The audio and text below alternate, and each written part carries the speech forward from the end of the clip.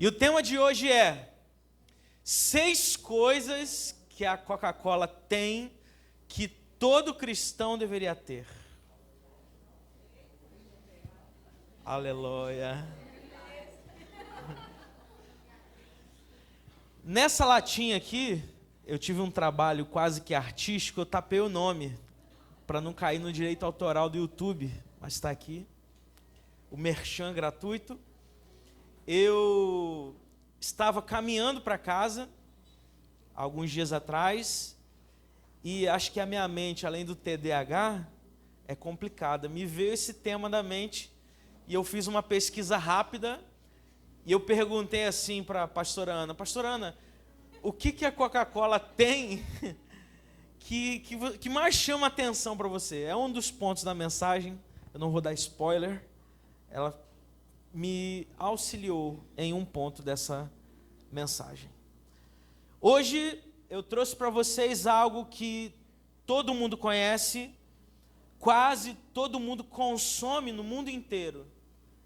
Por incrível que pareça, a Coca Zero hoje é mais consumida do que a Coca original. Pela primeira vez na história, um alimento, uma franquia da original, conseguiu passar então o consumo dessa principal.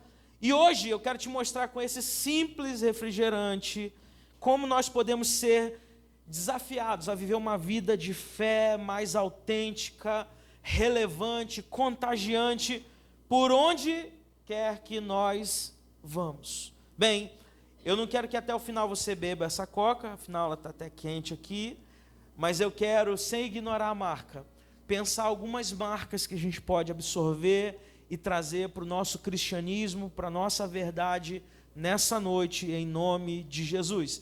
Então são 6 marcas, a gente vai passar bem rapidinho por cada uma delas, e eu quero pensar e refletir com você. Primeira marca das 6 que eu preciso ter, a primeira é autenticidade, é uma fórmula secreta. Eu quero ler um texto com você que está lá em Efésios 4, verso de número 25. Efésios 4, verso 25, que diz: portanto, cada um de vocês deve abandonar a mentira e falar a verdade ao seu próximo.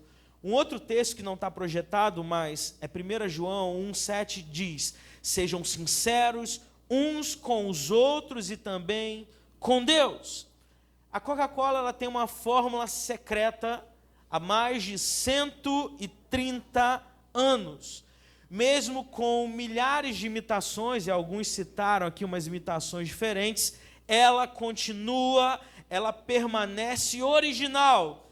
Dessa forma, o cristão ele precisa viver uma fé autêntica, que não está baseado no modelo do mundo, gente.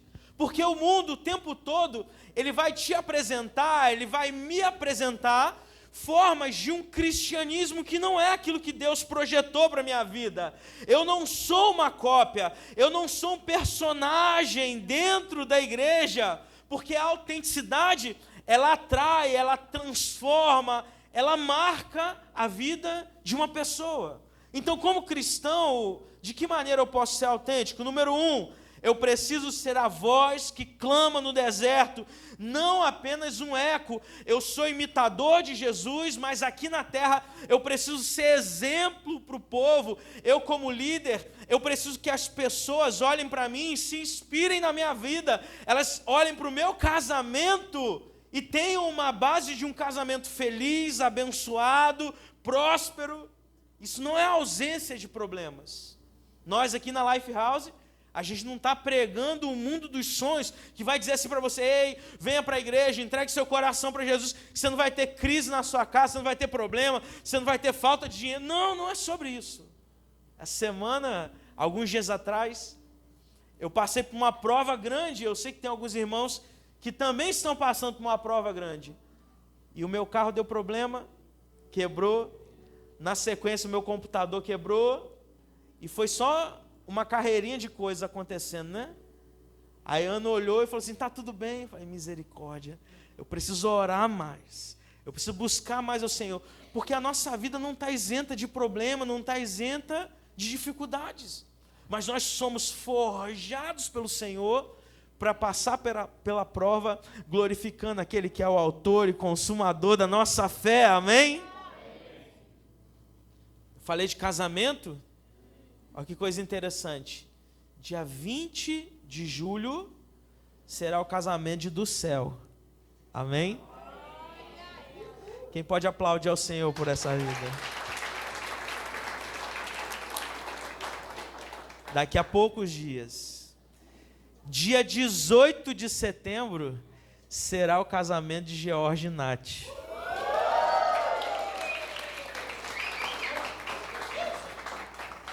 Dia 20 de setembro, será o casamento de Tiago e Natália. Nem estão aqui, não precisava nem bater palma. Agora, Anderson, a corda está estreitando pro teu lado. Guilherme, olha para mim, Guilherme. Oh! Rapaz. Agora, veja bem. George casa no dia 18 e Tiago no dia 20. Dia 19 está liberado. Dia 19 está liberado. Ou porque vocês não fazem um casamento só? A gente não tem nem roupa para isso, gente. Já pensou? E presente, misericórdia. Amém. Mas o crente de verdade, ele é alguém que tem palavra. É aquilo que ele diz de fato acontece. Porque ele é alguém que não mascara a sua proposta, a sua verdade. Hoje nós vivemos um tempo tão superficial, que se o profissional, se qualquer pessoa falar que é crente, você fala, ih, rapaz, já complicou aqui. Mas nós deveríamos ser a referência de honestidade, de palavra, de trato, de cuidado. A palavra do crente tem que ser sim, sim e não, não. Crentes não são perfeitos, crentes passam por lutas, mas no final eles vencem, porque no Senhor nós somos mais do que vencedores, amém? Então Deus não unge máscaras, mas Ele unge quem é verdadeiro, quem é de verdade. E nós precisamos entender, nesse nível, um grau ainda maior de autenticidade. Segunda coisa que a Coca-Cola tem, e aí foi a sugestão da pastora Ana, ela falou bem rápido, ela falou, gás. Tem gás. Gás é, de fato, uma fé que não para. Gálatas 6:9 vai dizer, não nos cansemos de fazer o bem, porque no tempo certo colheremos se não desanimarmos. A Coca-Cola, quando perde o gás, ela perde o valor. Ela fica lá na geladeira. Tem um monte de gente que é colecionador, né? Guarda 2 dedos de coca na geladeira, de refrigerante, perdeu a graça. Sem o gás do Espírito Santo, sem a paixão, sem a disposição no servir, a fé também ela se torna morna, sem sabor, sem impacto. Você já viu um corredor que começa treinando, correndo, desenvolvendo, mas se a corrida dele, o print dele for muito alto de início, no meio da prova ele já está muito cansado. Ele está sem fôlego, ele está sem energia, porque ele tem que manter um determinado ritmo para alcançar aquilo que ele projetou ao longo do processo, para que ele não perca o ânimo. Então, você tem mantido o seu gás na fé, ou deixou que as dores, as críticas possam te esvaziar, meu irmão? Aí você chega num culto como esse, numa adoração como essa, e fala assim, ah, pastor, eu estou tão cansado. Quem dera o pastor pregasse hoje, vencendo o gigante do desânimo. Essa palavra para mim, aleluia.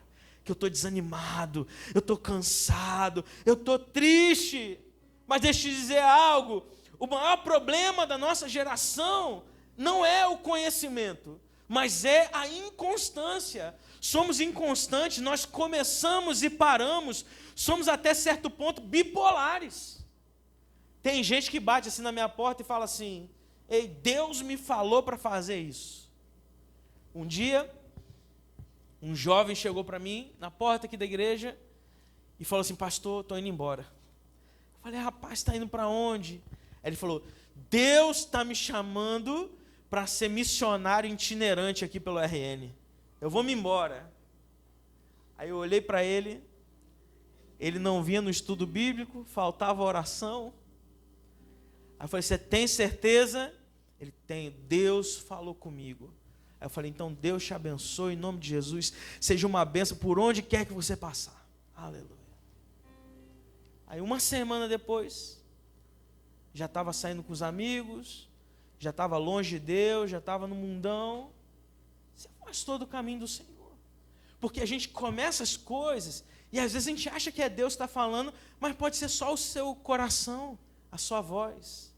Mas ao caminho que ao homem parece perfeito, no seu final é um final de morte, porque o desejo do coração do homem é enganoso, mas a vontade de Deus sobre a nossa vida é perfeita, ela nos orienta, ela nos guarda, ela nos protege. Então ande debaixo da vontade de Deus.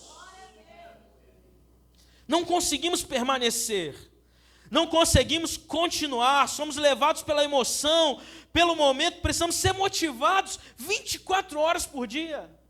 Por isso que o coach dá certo, por isso que o canal de motivação dá certo.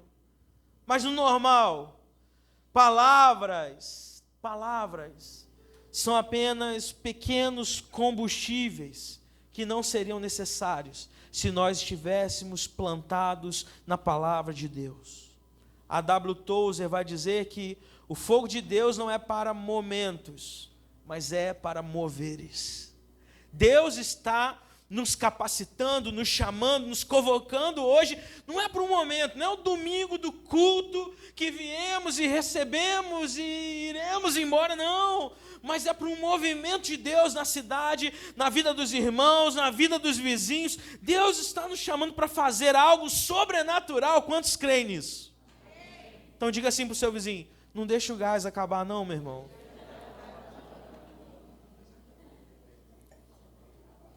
Número 3, a terceira coisa que essa marca tem demais é reconhecimento. É uma marca global.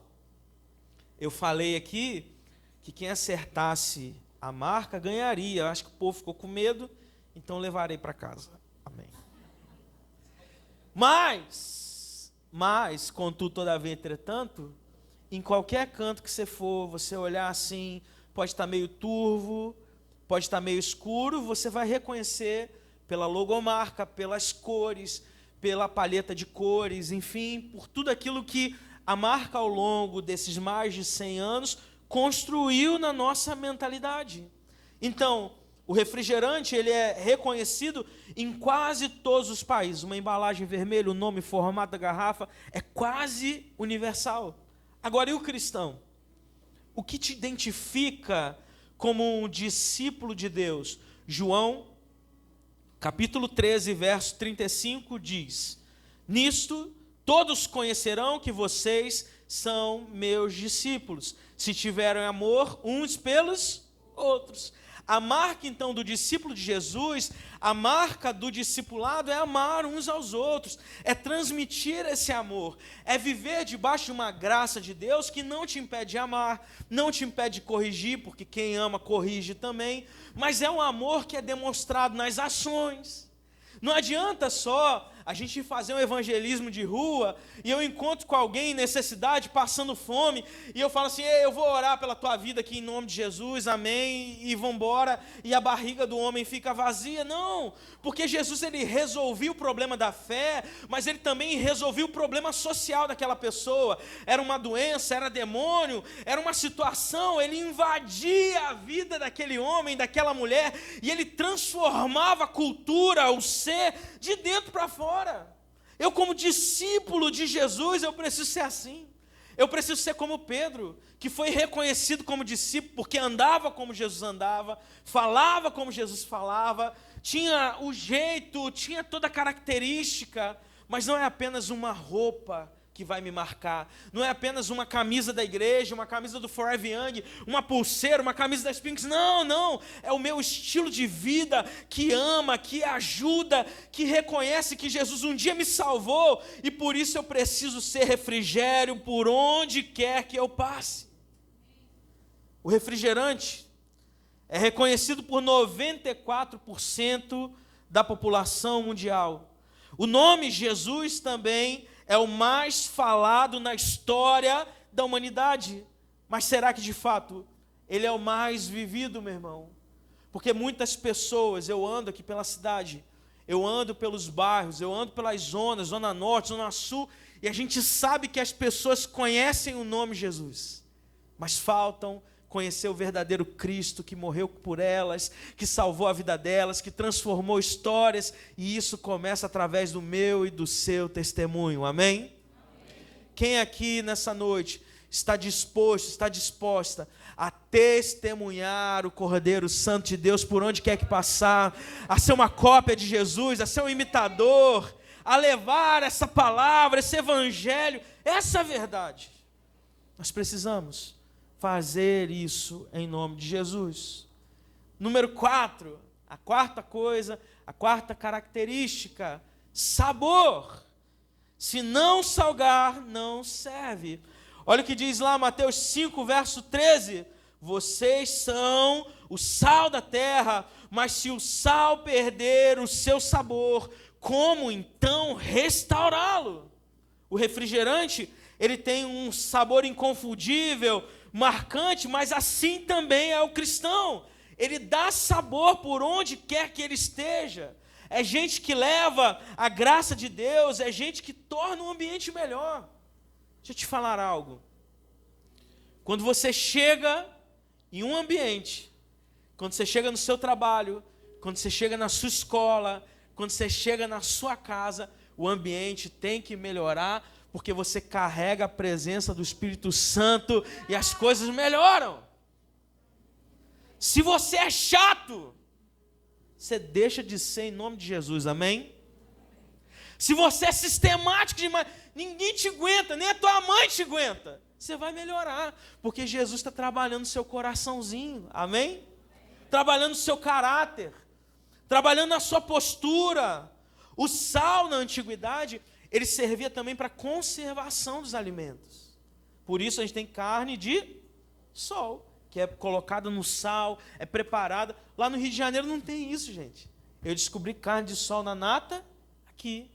Agora, a próxima sopa vai ser sopa de pé de galinha, amém?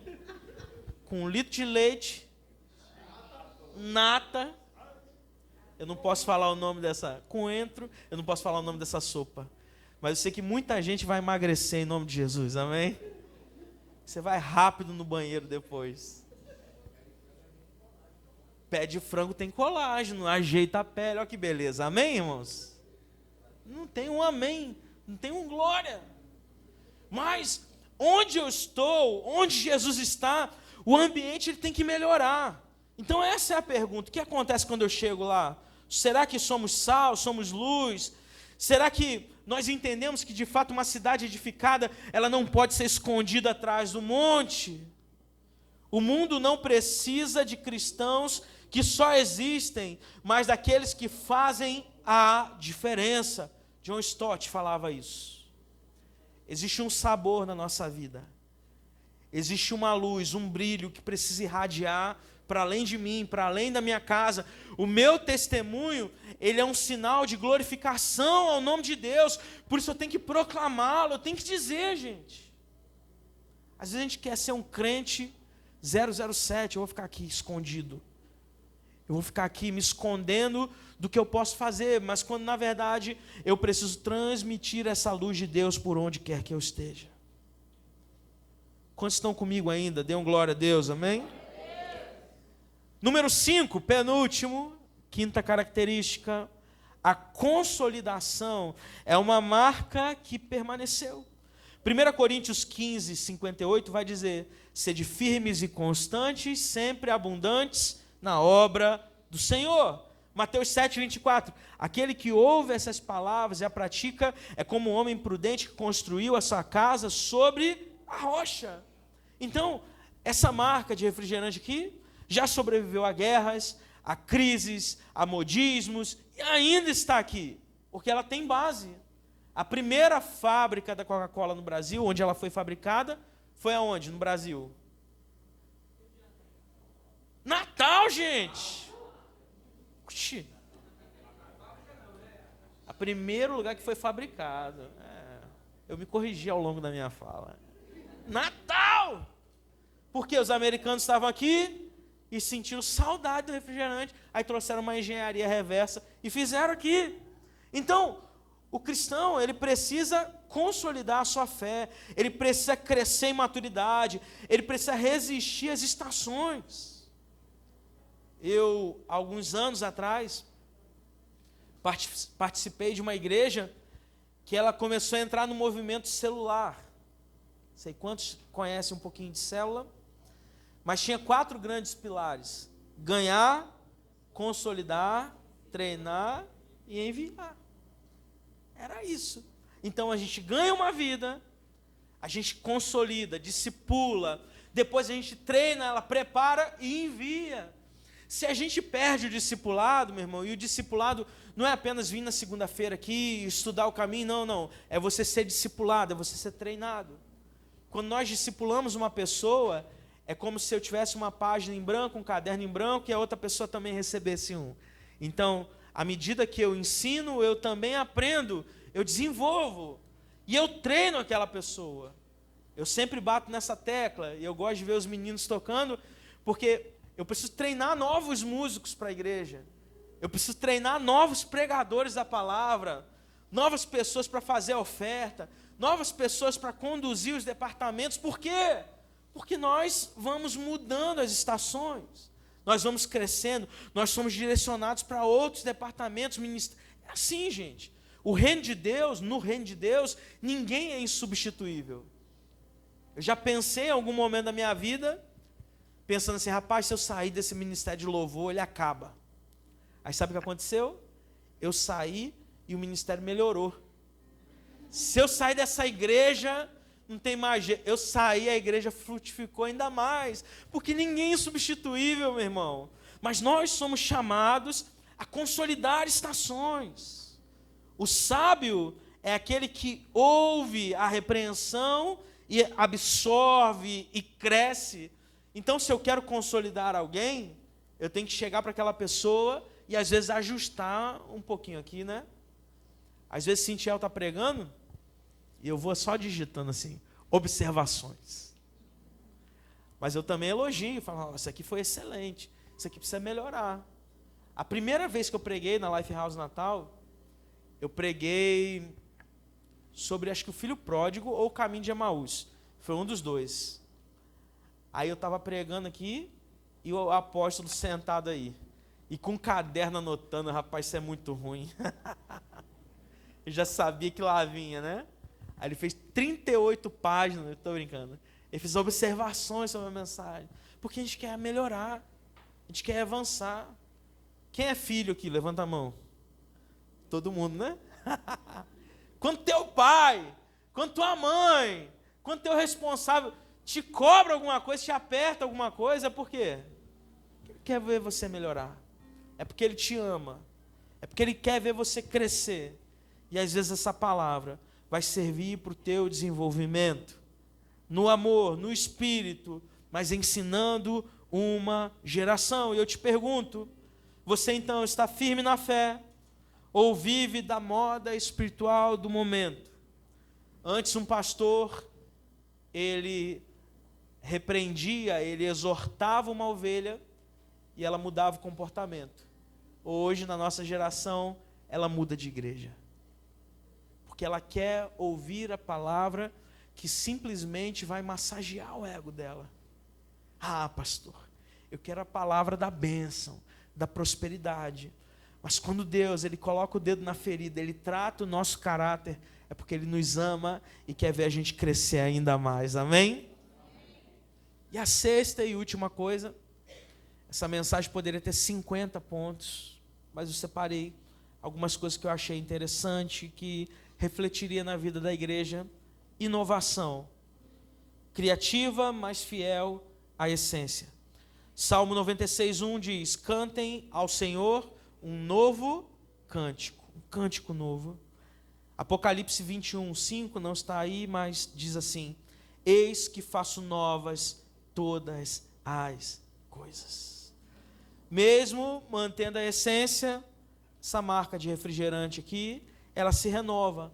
Novas embalagens, campanhas, sabores, etc, etc, etc. O cristão também, ele precisa inovar.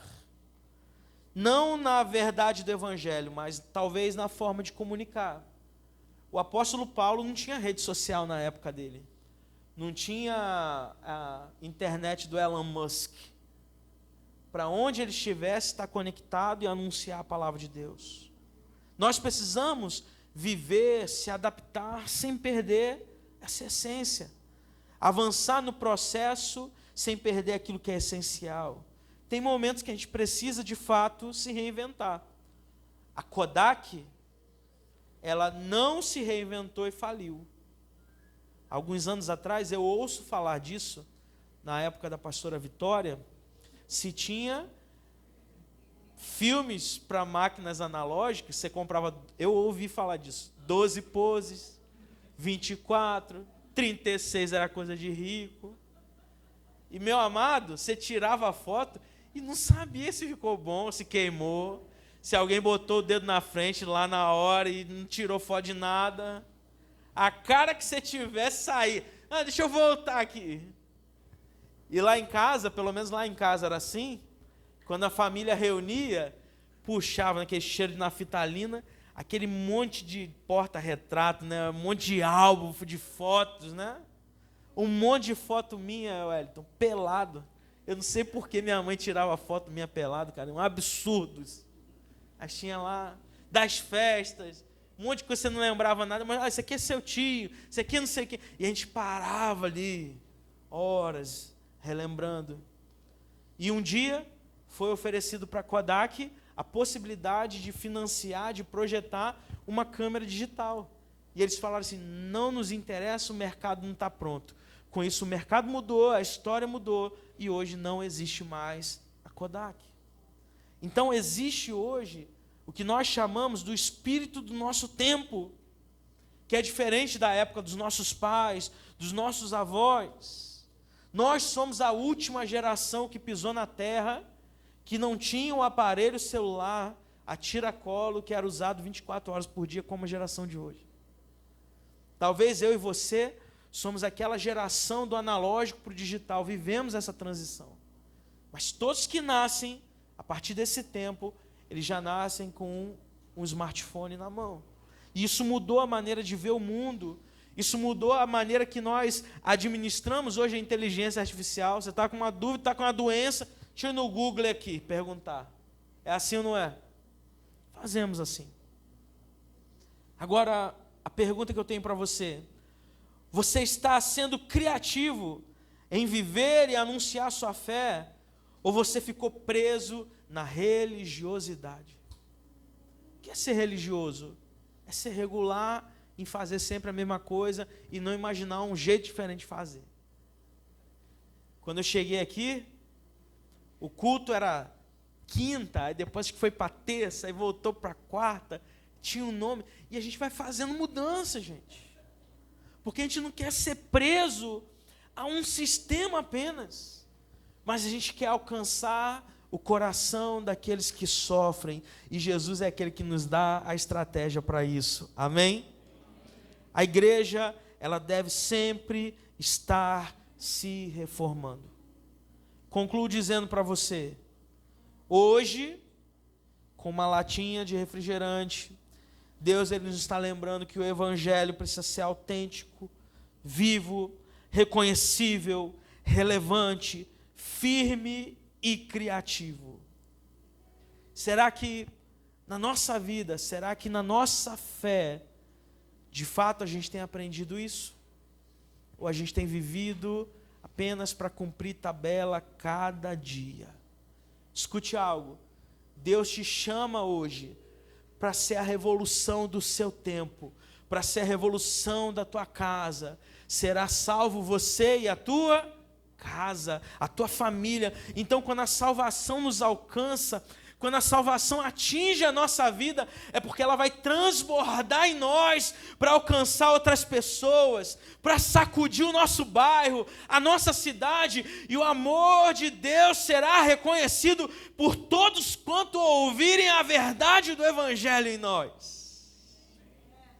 A graça que me alcançou, a graça que te alcançou, é para, como uma onda, percorrer e alcançar pessoas e mais pessoas, para a glória e louvor do nome do Senhor.